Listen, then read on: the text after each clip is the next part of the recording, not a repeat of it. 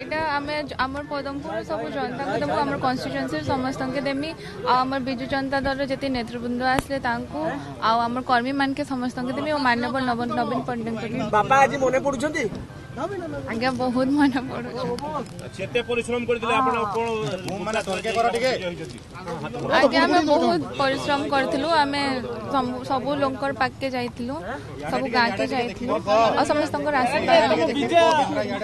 काना कहबे लोक माने वोट दे जनता को कोन मते आशीर्वाद करथिले ना समस्त बापा को जते आशीर्वाद सब बेले कहउतले जे आपण मु जितला पर एठी रहिबी लोकन पई काम करबी से कथा पुनी दोहराइबे आज्ञा सब बेले मुई ता लोकन संगे अछि कार हमी और ए जगह छाड़ी किना काहे ने एटा मोर जन्मभूमि और मोर कर्मभूमि कहा को दबो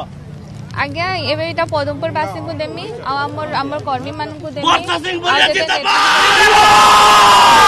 बीजेपी जिंदाबाद नवीन पटनायक जिंदाबाद